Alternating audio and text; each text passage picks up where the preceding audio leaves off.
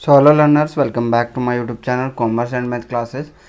आज हम डिस्कशन करने वाले हैं जो आपके संगठन है, सांख्यिकी संगठन है और उनके मुख्यालय वगैरह उनसे जो रिलेटेड क्वेश्चंस आते हैं उनके बारे में हम डिस्कशन करेंगे। तो चलिए शुरू करते हैं। आपके इसके अंदर कुछ जो ये जो बुक्स है इसके अंदर कुछ एरर्स भी हैं, तो उसको भी हम देखेंगे, चेंज करते चले जाएंगे। ठीक है, तो पहला क्वेश्चन क्या है कि भारत में विधिवत रूप से जनगणना शुरू की गई।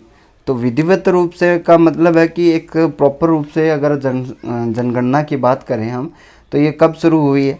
ये शुरू हुई थी 1881 में।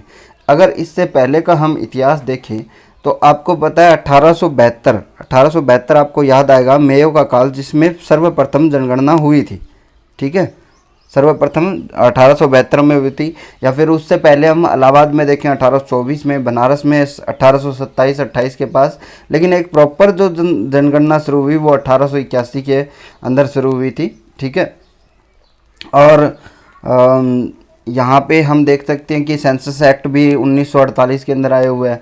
मिनिस्ट्री ऑफ होम अफेयर्स इसके लिए जिम्मेदार है, जो कि 1951 के अंदर गठित हुई। ठीक है, और इसके अंदर और क्या देख सकते हैं, ये 7वीं सूची के अंदर है। और ये आपका जनगणना जो है ये संघ सूची का विषय होता है, यूनियन आपका जो सब्जेक्ट है। और जनसंख्या जो है वो राज्य सूची का विषय हो जाता है। और इसका एक्ट भी 246 है, अगर आप याद रख पाओ तो। ये पॉलिटी की चीज़ें हो जाती है। शाही कृषि आयोग की स्थापना की गई। तो ऐसे क्वेश्चन ना तो आपसे एग्जाम में पूछेगा, बट इस बुक्स में दे रखा है तो हम डिस्कशन कर ले रहे हैं। 1928 के अंदर भारत सरकार की आर्थिक सलाहकार कार्यालय की स्थापना किस समिति की सिफारिशों के आधार पर की गई? तो देखिए यहाँ पे ऑप्शन सारे ही जो है गलत दे रखे हैं, तो इसमें ये आप क्वेश्चन को टिक मार्क कर लीजिए, ये इस क्वेश्चन में रॉन्ग है। सांख्यिकी स्थान की स्थापना कब हुई? तो यहाँ पे भी देखिए काफ़ी पुरानी चीज़ें दे रखी है, जो कि लगभग इसका आप आंसर करोगे मेरे हिसाब से 1931 के अंदर पीसी महालनोबिस के द्वारा की गई थी। 1931 में उनकी सिफारिश पे की गई थी। इसका आप मुझे कमेंट में आंसर दोगे कि कब की गई थी। ठीक है, भारत में राष्ट्रीय आय का अनुमान सर्वप्रथम किसने लगाया? ये दादा भाई नौरोजी ने लगाया। और उसके बाद पीवी राव आएंगे। ठीक है, दादा भाई नौरोजी ने सर्वप्रथम लगाया। राष्ट्रीय आय समिति का गठन किसकी अध्यक्षता में किया जाता है? तो ये किसकी अध्यक्षता में किया गया था? पीसी महालनोबिस के द्वारा किया गया था। इनकी एक द्वितीय जो आपकी जो आती है 5 ईयर प्लान आता है, उसके अंदर भी इनकी जो है बात है। पहला तो हेराल्ड डामर प्रोजेक्ट था। राष्ट्रीय लेखा सांख्यिकी जारी करता है, तो ये कौन जारी करता है? तो ये आपका केंद्रीय सांख्यिकी कार्यालय है। जबकि अब जो है सीएसओ और एनएसएसओ को मिलाकर क्या बना दिया गया है? एनएसओ बना दिया गया है। तो आप कंफ्यूज नहीं होंगे। अभी आपके जो आगे अभी जो एग्ज़ाम होगा उसके अंदर आपको ये ऐसे क्वेश्चन कम ही देखने को मिलेंगे। और वैसे भी आपको यहाँ से क्लियर हो जाता है कि राष्ट्रीय लेखा सांख्यिकी जारी करता है। तो यहाँ पे जो एनएसएसओ दे रखा है उसका कार्य सैंपल सर्वे का होता है ना, सैंपल के द्वारा कार्य करते हैं। नेक्स्ट क्वेश्चन देखिए, राष्ट्रीय आय के आंकड़े कौन जारी करता है? तो राष्ट्रीय आय के आंकड़ों के बारे में भी आपका केंद्रीय सांख्यिकी कार्यालय हो जाएगा। राष्ट्रीय प्रतिदर्श सर्वेक्षण निदेशालय की स्थापना कब की गई थी? राष्ट्रीय प्रतिदर्श सर्वेक्षण निदेशालय यानी एनएसएसओ की पूछ रहा है कि इसकी स्थापना कब की गई थी? 1951 के अंदर की गई थी। ठीक है, मिनिस्ट्री ऑफ होम अफेयर्स के अंदर भी। नेक्स्ट देखिए, नेक्स्ट क्या कहता है, 2 मई 1951 में आपको 2 मई 1951, ये भी आप याद रखिए, 2 मई 1951 सीएसओ की स्थापना की गई, जिसका मुख्यालय दिल्ली के अंदर है। ठीक है, नेक्स्ट क्वेश्चन देखिए क्या बोल रहा है, राष्ट्रीय आय लेखे होते हैं। तो एक अर्थव्यवस्था का दर्पण, विभिन्न क्षेत्रों का दर्पण और समग्र अवलोकन, तो ये उपयुक्त सभी हो जाएगा। व्यय संगठन विधि का प्रयोग किया जाता है। व्यय संगठन विधि का प्रयोग किया जाता है, तो ये निर्माण कार्यों में किया जाता है। 4th ऑप्शन आपका सही हो जाएगा। मैन्युफैक्चरिंग जो कार्य होते हैं, प्रोजेक्ट होते हैं, इनके अंदर किया जाता है। राष्ट्रीय आय गणना का वर्तमान आधार वर्ष क्या है? पहले ये 2004-05 था, अभी 11-12 है। ठीक है, इसका भी आपको ध्यान में रखना है। संख्यांकी व कार्यक्रम क्रियान्वयन मंत्रालय का गठन किया गया। ये आपका 1951 में किया गया था, जबकि इसमें दे नहीं रखा। MSOP की 15 अक्टूबर 1999 में किया गया था, यहाँ पे कोई भी ऑप्शन नहीं है। ठीक है, 15 अक्टूबर 1999, ये आप याद रखोगे, 15 अक्टूबर 1999। यहाँ पे गलत दे रखा है इसमें। ठीक है, MSOP का मतलब क्या है? Ministry of statistics and programme implementation, ये चीज़ ध्यान रखोगे। इसका कार्यालय न्यू दिल्ली में है। अभी इसके अंदर जो मिनिस्टर है वो देव DV सवानंद और आपका राव इंद्रजीत सिंह है। ठीक है, राव इंद्रजीत सिंह, इनका भी आप ध्यान रखोगे थोड़ा सा। संख्यांकी कार्यक्रम क्रियान्वयन मंत्रालय के अधीनस्थ है, तो ये किस जो कार्यालय है उसके अधीनस्थ आता है?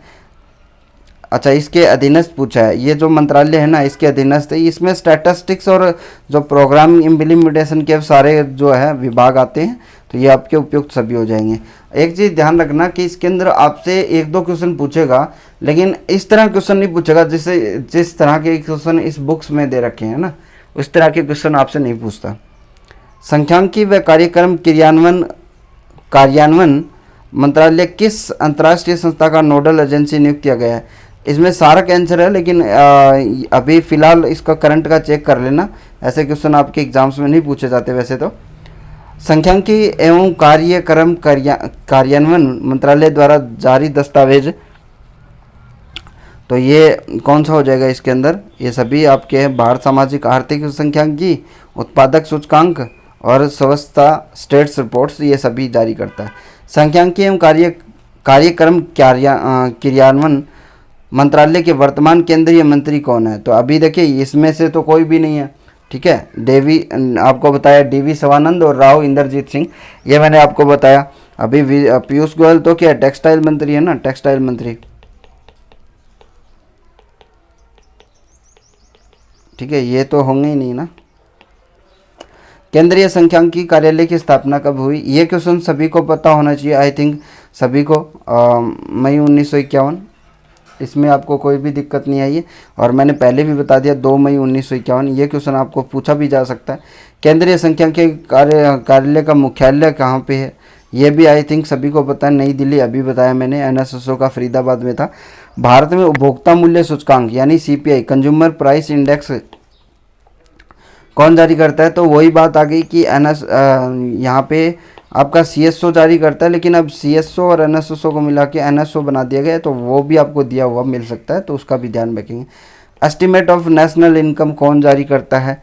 तो अभी इसके अंदर देखिए ये CSO और CSO और ये अलग अलग दिया हुआ है। बाकी CSO ही करता है, क्योंकि इसका कार्य क्या है? सैंपल सर्वे से रिलेटेड चीज़ों के बारे में। वार्षिक पत्रिका नहीं है। Statistical pocket book of Indian union, abstract of the Indian union, statistical newsletter ये आपका नहीं है।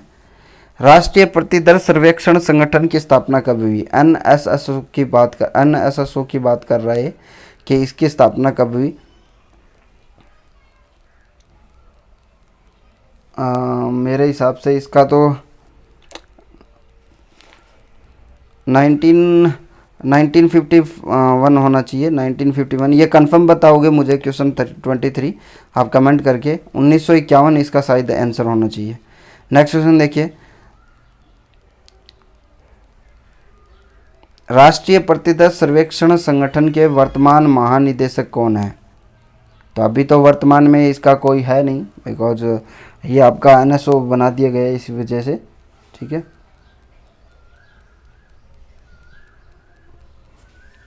राष्ट्रीय और पहले की बात करें तो इसके विवेक ओबराय थे। राष्ट्रीय प्रतिदर सर्वेक्षण कार्यालय का कार्य नहीं है सामाजिक आर्थिक सर्वेक्षण करना, वार्षिक औद्योगिक सर्वेक्षण, राष्ट्रीय आय संगणना, फसल पूर्वानुमान, राज्यों का सहयोग करना। इसमें से कार्य कौन सा नहीं है वो पूछा हुआ है। तो राष्ट्रीय आय की संगणना ये प्रतिदर सर्वेक्षण का नहीं है, ये CSO का था। ठीक है, रोजगार व बेरोजगारी की दशा रिपोर्ट कौन जारी करता है? तो ये भी आपका किस में आ जाता है? ये आ जाता है आपका NSSO के अंदर। नेक्स्ट क्वेश्चन, सर्वेक्षण नाम से रिपोर्ट कौन जारी कर सकता है? तो आपका 27 का क्वेश्चन पूछा हुआ है। तो ये आपका NSSO के अंदर था, क्योंकि सर्वेक्षण के नाम से ही आप समझ सकते हो, नेशनल सैंपल सर्वे इसका फुल फॉर्म होता है, सैंपल सर्वे। राष्ट्रीय प्रतिशत सर्वेक्षण का कार्यालय का 68वां चक्कर संबंधित है। देखिए ये ऐसा कोई क्वेश्चन नहीं है, ये पूछेगा भी नहीं। ग्रामीण शहरी निर्धनता और NSSO का कार्य से संबंधित है, और ये पुराना डेटा है ना। रोजगार बेरोजगारी के आंकड़े नियमित अंतराल पर जारी किए जाते हैं, कौन से कितने ईयर्स में, तो ये आपके 5 वर्ष हो जाएंगे।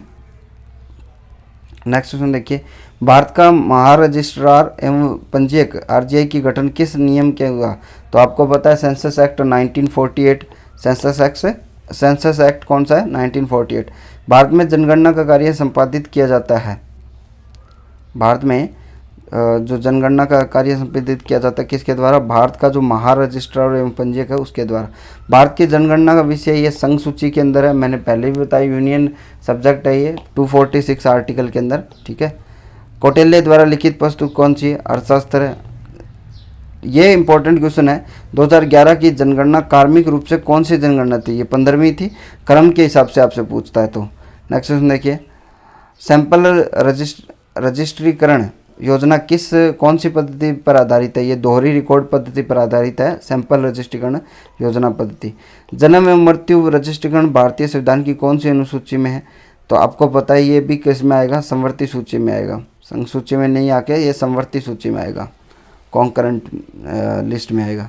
जनगणना का कार्य क्या होता है, तो इसमें ये आप क्वेश्चन छोड़ दीजिए। नीति आयोग की स्थापना कब हुई, ऑलमोस्ट सभी को पता है कि नीति आयोग की स्थापना कब हुई, 1 जनवरी 2015। नीति आयोग का पदेन अध्यक्ष कौन होता है, प्रधानमंत्री होते हैं। नीति आयोग के वर्तमान उपाध्यक्ष कौन है, ये डॉक्टर सुमन बेरी है, अभी इसको चेंज कर लीजिए, करंट का क्वेश्चन है ये, डॉक्टर सुमन बेरी है, ठीक है, इसको भी आपको चेंज करना पड़ेगा।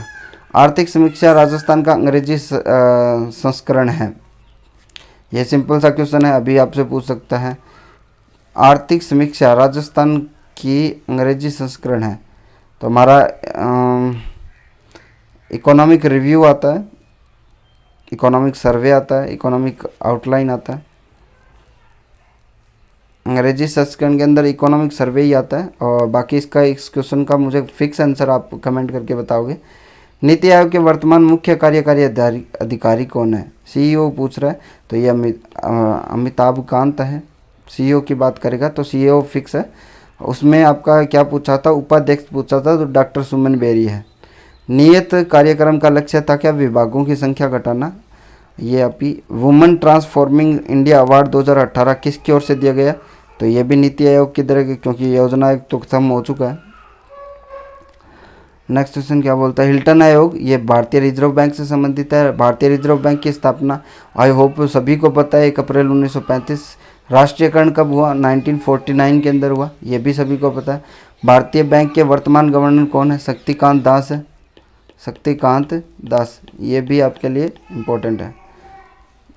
भारतीय रिजर्व बैंक की गवर्नर की नियुक्ति कितने समय के लिए होती है, 3 वर्ष के लिए होनी चाहिए मेरे हिसाब से, आप कमेंट करके जरूर बताएंगे इसका आंसर 49 का। Report on currency and finance जारी करता है, कौन जारी करता है, तो ये आपका भारतीय रिजर्व बैंक जारी करेगा। भारतीय रिजर्व बैंक स्वतंत्र भारत के प्रथम गवर्नर थे, भारतीय रिजर्व बैंक में स्वतंत्र भारत के CD देशमुख थे, तो आपका सेकंड ऑप्शन सही हो जाएगा, ये भी कोई मुश्किल कार्य नहीं।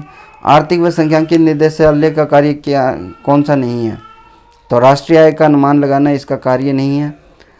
आर्थिक एवं सांख्यिकी निदेशालय द्वारा किए जाने वाले सर्वेक्षण हैं, तो ये आपके सभी हो जाएंगे।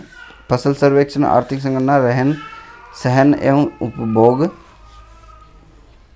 सर्वेक्षण, तो ये 53 क्वेश्चंस थे। हालांकि मैं अलग से आपको एक क्लास करवाऊंगा जिसके अंदर आपके संगठन और उनको कवर करूंगा। इसमें क्वेश्चंस में काफ़ी पुराने क्वेश्चंस लग रहे हैं मुझे, तो इस वजह से इसमें सही से कुछ भी नहीं दिया हुआ, और ऐसे नए क्वेश्चन पूछने ना पूछे जाने वाले क्वेश्चन भी ज़्यादा दिए हुए।